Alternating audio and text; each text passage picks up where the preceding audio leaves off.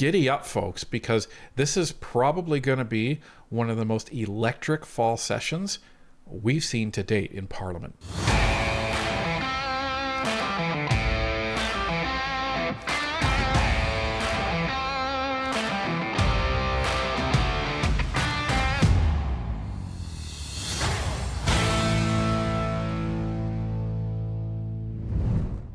Pierre Poilievre is opening fire on Mark Carney as Parliament returns this fall, targeting what the Conservatives call Carbon Tax 2.0 and the electric vehicle mandate as the next big hits on affordability. Fresh off their victory forcing a rollback of the consumer carbon tax, they're gearing up for another fight. The only question is, how long can Mark Carney stay afloat? Let's take a look. Mark Carney said he would be different.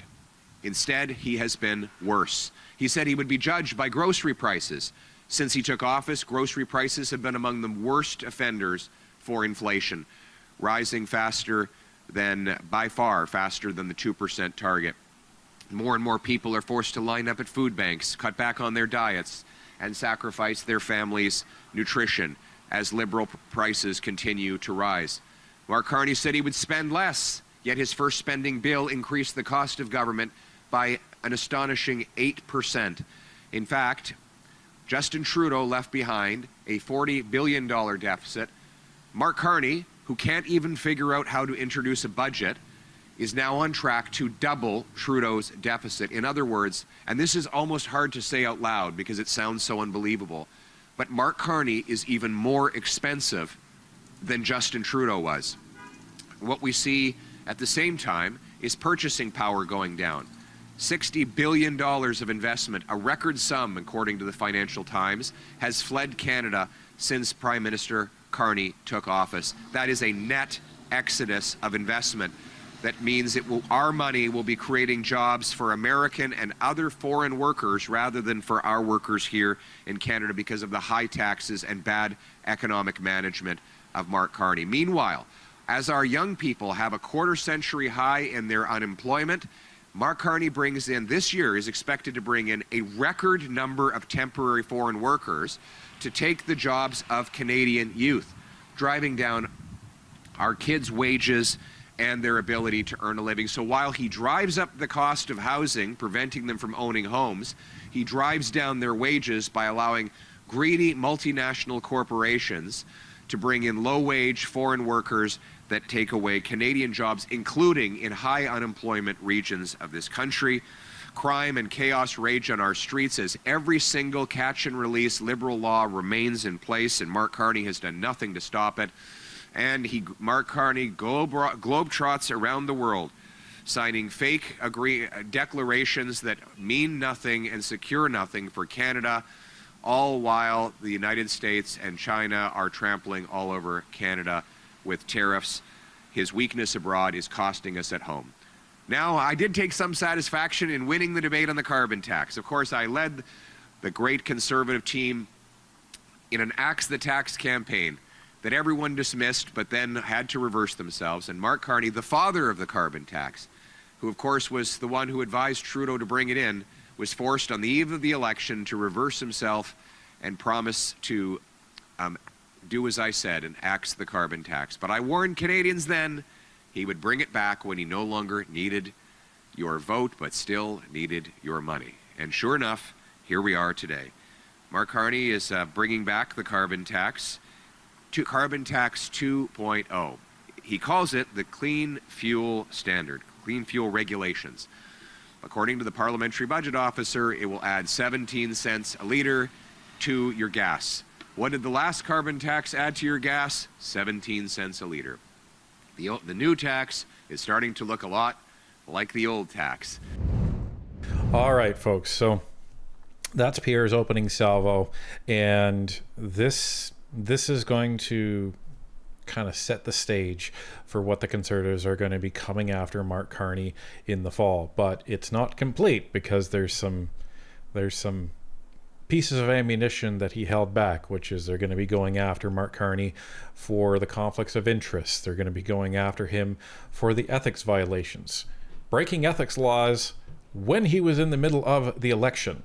Remember when he was mentioning Westinghouse?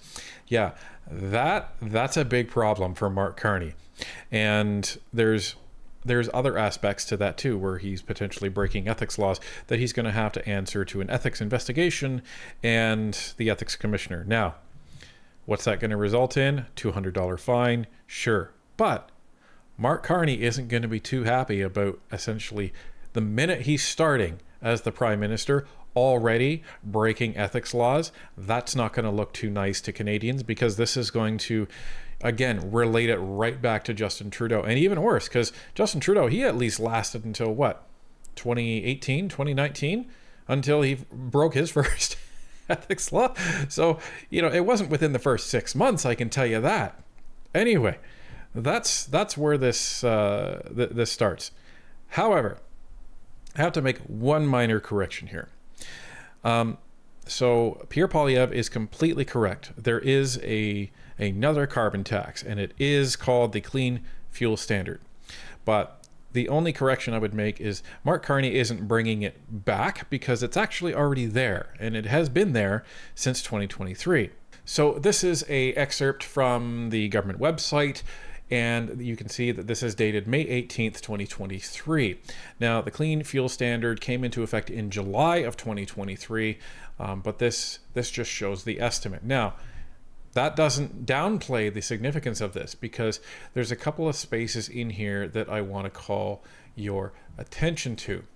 So, it does say in that second paragraph, Environment and Climate Change Canada, ECCC, estimates that the CFR will increase the price of gasoline and diesel in 2030, the year in which the CFR reached full stringency, by up to 17 cents per litre and 16 cents per litre respectively. So that's where Pierre is getting that 17 cents per litre from. But the concerning thing is if you go down a couple more paragraphs where it says, quote, since lower income households generally spend a larger share of their income on transportation and other energy intensive goods and services compared to higher income households, on average, the clean fuel regulations will have a greater impact on these households, end quote, says Parliamentary Budget Officer Yves Giroux. So what he's saying there is because as a result of having less money, you're spending a higher percentage of that money on fuel. That's just how it works out. So it's going to have a higher impact on lower income Canadians. Now, lower income Canadians, that seems to be the vast majority of people now, because there effectively is no middle class, so everyone is a low earning Canadian. So that's where this is a problem. Okay? Big problem. So people are already being hit by all of the other affordability issues, and they're being hit by the clean fuel standard. Now, the only thing that I would say is you're not going to all of a sudden see higher gas prices as a result of this, but this is going to be a scaling gas price tax until 2030, and we're at 2025 now. So it is still going to go up, and it is still going to take a higher chunk out of it, but it's been there since 2023. Now, the one thing that Carney hasn't done is he hasn't removed it, and he had an opportunity to remove it. He had an opportunity to change it. At the same opportunity, he had an opportunity to change the consumer carbon tax, and he did that. Why did he do that? Because there was such a negative publicity on the consumer carbon tax. So now the Conservatives are taking this other one, Carbon Tax 2.0, which they did refer to in the last Parliament, and they're saying, hey, what about this one? What about this one? The main difference between this one is Canadians don't get any of it back. You don't get any rebate at all. So all of it is going out of your pocket, and all of it is going into the government coffers. And this is very important for Pierre to actually go after, because Carney needs all the taxes he can get. He needs all the money he can get. So this is going to be a problem for him to start giving up potential policies that actually bring money into the government to supplement that massive deficit that you heard him talking about. C.D. Howe estimating that this is going to be a $92 billion deficit. It's insane. Makes you wish for Justin Trudeau's fiscal management, doesn't it? And Mark Carney thinks no one will notice. Well, Conservatives have noticed, and that is why we are announcing today that we are making it a priority to boost take-home pay and reverse the Liberal cost of living crisis by opposing Mark Carney's carbon tax 2.0. We want to axe all carbon taxes for good, for real, for everyone, forever. We want to increase your purchasing power because we know it's not just gas and diesel. Everything that comes in a truck will be more expensive when you tax fuel. And if you got it, a truck brought it. So we need to get rid of the carbon taxes altogether, make our lives affordable again, restore the deal that Canada had with its young people and with its seniors, that if you've worked hard, you get a great life, you can buy a nice house, you get good food, you get to live in a safe neighborhood. That's what we're fighting for. And this fall, our priorities are very clear. Stronger take-home pay to reverse the Liberal cost of living crisis, safer streets to reverse the Liberal crime crisis, secure borders to reverse the Liberal immigration crisis, and a self-reliant Canada to bring home the $500 billion of investment that Liberals have sent abroad. There it is, folks. Now, it's going to be very hard for the Liberals to actually fight against this because they took away the carbon tax that was on the consumer side. How do you say, oh well, that one was fine, to take away, but this one we need to keep? It's going to put them in a very difficult political bind. And the other problem for the Liberals is the Conservatives already have the playbook for how to get rid of the carbon tax because they just used it and it was effective. So all they have to do is run with the same playbook, and odds are they're going to get Canadians to be on their side when it comes to this other carbon tax. It's going to be a problem. Now, Carney's probably going to try and use some sort of argument that, well, we need to be doing this because our European partners are wanting this and all of this, and it's going to be a requirement. It is going to be a problem if he's going to try and say that. Yeah, all the European countries that are having affordability issues themselves. Gee, I wonder why they're having affordability issues. Carney.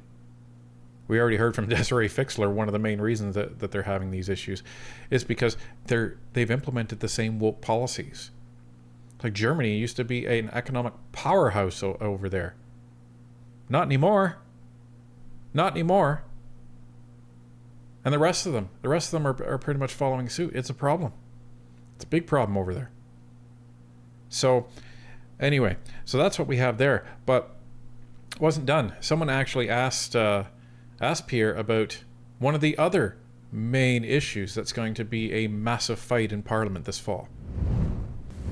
Morning, Mr. Pralyev. Yes, good morning. Steve from The Guardian. So the clean fuel regulations, they're focused on major oil companies like Irving. Wouldn't getting rid of it be more of a benefit to bigger oil companies and perhaps their bottom line than consumers? They pass it all on. And in fact, the parliamentary budget officer said that the refiners, the upstream producers, and the distributors will pass all of it on in a 17-cent a liter increase. So bottom line is the big companies don't really care that much because they know the consumer will end up paying the price. It's always the case.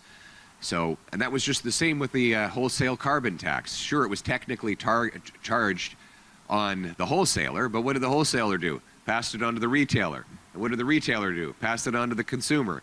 It's always the consumer that pays Liberal taxes. So we should axe the tax. And I should add one thing I forgot to mention. Ça, c'est une taxe qui s'applique au Québec. C'est pas juste une taxe à travers le Canada comme la première taxe carbone. Ça s'applique au Québec. Ça va augmenter le coût de l'essence de 17 sous le litre. Il faut l'éliminer. And finally, I have to apologize. I forgot all about this. The electric vehicle mandate will be another Carney tax of $20,000 a car that kicks in starting next year. They want to start forcing 20%, a minimum of 20% of car dealership sales being electric, with a $20,000 tax on every internal combustion engine above that. So look at the combination of things. Mr. Carney and the Liberals want to raise your gas price by 17 cents, raise your car price by $20,000. How does he expect us to get around? Atlantic Canada is largely a rural region. The Carney ban on gas trucks and vehicles would effectively shut down most of Atlantic Canada. And that's why Conservatives will also lead a charge against the gas, truck, and car ban. We want you to be in the driver's seat and have total freedom in what you buy. Okay, there you go. Now, one of the things that we need to get into is, how does this work? Because it's never really been explained. But how they're implementing this clean fuel standard, or how they have implemented it, is the same way they're implementing this EV mandate. So what this is it's this overly complicated system where what they do is, when it comes to the clean fuel standard, the refineries are supposed to be reducing their quote-unquote carbon footprint by X percentage, and if they can't, then they're fined, and they have to buy quote-unquote carbon credits, and that is supposed to go towards these other corporations that are actually making strides in carbon reduction. So if you're a refinery and you're not going to meet these thresholds, then you essentially have to pay or buy carbon credits, and that money then gets moved on to these other corporations. Whereas when it comes to the EV mandates, what ends up having to happen is, if you're one of these car companies and you're selling EVs and you're selling gas-powered vehicles and you're not going to be hitting your quota, well, then you're going to be fined or having to pay for all of the cars that you sold that actually put you in the red for that percentage, right? So let's say, to make the math easy, let's say you sold 100 cars that year, but you only sold 15 EVs. So 15% of the cars next year that you sold were EVs. So you would have to pay carbon credits on 5 cars, because that would bring you up to that 20%. Now, this $20,000, this is where this kind of comes into play. So let's just take a look at some of this. So this is the actual policy when it talks about Canada's electric vehicle availability standard, regulated targets for zero emission vehicles. You can read a bunch of this, but essentially the whole point of it is to get to 100% sold EV vehicles by 2035. That's the whole point. Here's the chart that they lay out. So this is where they want people to, or these car companies to actually be. So in 2026, you can see it's at 20%, and it scales up. By 2030, they want them to be at 60%, and then by 2035, they want them to be at 100%. That's what this means. Now, there's a catch here, folks, because not all quote-unquote electric vehicles are made equal. So all this applies to is plug-in hybrid electric vehicles. Okay?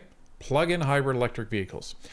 And in 2026, those plug-in hybrid electric vehicles, they're kind of outlined here in terms of their range and the number of quote-unquote credits that the car companies actually get by selling each of these, right? So if you sell one car next year that's a plug-in hybrid that has a range of between 50 and 80 kilometers, then you get 1 carbon credit, okay? And if you sell a plug-in electric hybrid vehicle that has a range of 35 to 50 kilometers, then you only get 0.15 credits for that, okay? And then in 2027, this is where it's interesting, those cars, the 35 to 50 and 50 to 65, they're actually off. You actually don't get credit for selling those anymore. You only get credit for selling the 50 to 80 kilometer ones. What does all that mean? Well, here's the problem. When I said all hybrids are not are not created equal, any of you that have just a hybrid, so you don't plug it in, just a hybrid, you know what those are. For those that don't, so these are the hybrid vehicles. They're not classified as green, but they have a battery and they generate electricity by brakes, by going down hills, this sort of thing. and that charges that small battery, and then it'll use that to kind of supplement the gas powered engine. So so those are your standard hybrids. They're out. They're out. So what does that say to the car companies? There's no point in selling hybrid vehicles anymore. They classify them the same as gas powered engines. Plug-in hybrids only, folks. The ones that you actually plug into chargers, the ones that you plug into your house. Those are the only ones that these quote unquote credits apply to. Now I keep talking about credits. How does this apply to all this? Well, before we get to that, let's just take a look at the numbers. Because I was asking, how many of these are sold per year? The challenging thing in Canada is there's not just a easy graph to actually grab all this data from. So we had to go searching for it and compile it all into one graph. Some of these are estimates based on addition and subtraction, and some of the information that we found, we're only talking about percentage increases in sales or percentage decreases in sales. So this is all a reasonably accurate estimate. So it's not 100% accurate, but all of this data you can find in the sources that we've listed in this video, and all of it has been taken from the government websites and StatsCan. So if it's wrong, that's up to the government. So what you're seeing is the sale of cars, whether it's gas, which is in the yellowy brown, whether it's plug-in hybrids, which is the blue, so that's gas plus you can plug it in, and then there's the green, which is battery only. That's the zero emission vehicles. Okay, that's what it's talking about. So you can see that the numbers are fluctuating here, and for example, let's just look at 2023. 1.53 million gas-powered vehicles were sold, so that would include hybrids that you don't plug in. And you have 138,000 battery electric vehicles, so those are the ones that you plug in, they don't use any gas whatsoever, and then 46,000 of the actual plug-in hybrid electric vehicles. So those are the numbers that you're seeing here. They got a long way to go to 100%, folks. A long frickin' way. So what does this mean? Well, in 2024, 85% of all vehicles in Canada, all new vehicles that were sold, were gas. So they still need to get down another 5%. Now that sounds like not a lot, right? But if you think about it this way, 20% of roughly 2 million vehicles sold a year, that's basically where we're at, that's 400,000 vehicles. So you want to get down to 5%, you divide that by 4. So where does that get us? 100,000 vehicles, folks. They got to sell 100,000 more zero-emission hybrids or zero-emission full battery cars. That's a lot. That's a lot. Now, if they don't, here's the problem. And I know this is kind of turning into a long video, but this takes a lot of discussion to get through. As a car company, how do you know? How do you know how many vehicles you're going to be selling of what type by the end of the year? You can estimate. Now, estimates are good for your internal company projections, and they're good to estimate profits and all of this stuff. That's fine. But if you're trying to estimate a hard line of 20% on how you get from January to December at least 20%, how do you know how many cars to make? Well, the problem is that in many cases, they've taken orders 6 to 12 months before in order to actually fulfill these orders. So now you're having to forecast not 12 months out, but in some cases 18 to 24 months out. How do you do that? How do you do that when you don't know how the demand is actually going to come into play? Well, the government says, we don't care. What you have to do is you actually have to say, hey, listen, you have to hit this number, or you have to pay a carbon quote unquote credit price. This is where Pierre Poilievre brings in this $20,000 tax. What does that mean? Well, this is what it means. So this is what this talks about. So credits generated through investments in fast charging infrastructure can be traded, but cannot be used after model year 2030. Companies may generate one credit for each $20,000 invested in new fast charging infrastructure projects that meet certain conditions, etc., etc., etc. So what this says is that if you're 5 cars over the limit in terms of the gas-powered cars that you've sold, you now owe 5 credits. What does that mean? Well, that means you have to pay $20,000 times 5. And that is supposedly goes into building this charging infrastructure. Gee, if you're a company that has charging infrastructure as your portfolio, you're probably thanking the government right about now, aren't you? Because this means that you're going to be effectively financed by this, by the gas-powered car industry. That's what this means. Now, as Pierre Poilievre said with the clean fuel standard, who's paying for that $20,000? Any guesses? Any thoughts out there that it's going to be out of the goodness of the hearts of Ford, Toyota, Hyundai, the rest of them? I don't think so. So what does this mean? Well, this is where we get into this talk of a ban. Because if you say to car companies that you have to pay a $20,000 credit for every single car that you sell that's over that percentage, and they can't reasonably predict how much that's going to be, does it make more sense that the companies either put $20,000 on every single gas-powered car that's going out the door? Maybe. What's that going to result in? No sales. Because Canadians aren't going to be essentially paying another $20,000 for every single car. And this is the problem. This is what Mark Carney talks about in his book Values, where you make things so expensive for Canadians that they have no choice. It's under the illusion of choice, but they have no choice. Same thing for the car companies. Why are they going to bother making hybrid vehicles anymore that aren't plug-in?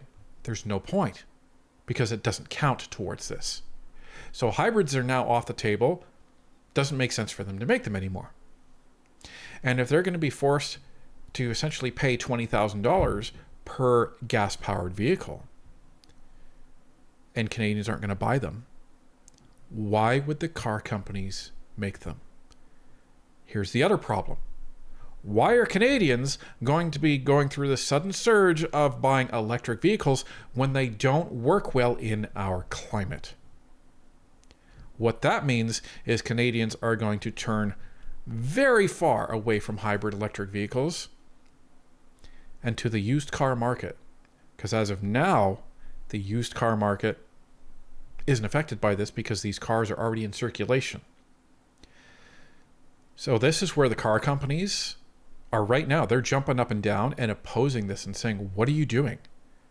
Because all this will do is force these car companies to say, you know, it's not worth it. Not worth trying to sell cars in Canada. Screw you, we're out. So now you may end up in a situation where eventually car manufacturers just close up their dealerships and they're out. And that has a whole heap of problems for Canadians. Getting their cars serviced, getting warranties dealt with. It's going to be a huge problem. And during COVID, we already saw the increase in used car prices go up a significant amount. How high do you think that's going to go if this ends up happening? So, short answer is, I don't think there's any possible chance that this EV mandate sticks, because there's going to be way too many people that are against it, and you're going to see the consumer plus the corporations joining together and saying, this is ridiculous, get rid of it. So as we head into the fall, These are two massive issues that the Conservatives are going to be bringing to bear in full force. Never mind the rest of the arsenal that the Conservatives have been amassing over the summer. So giddy up, folks, because this is probably going to be one of the most electric fall sessions we've seen to date in Parliament.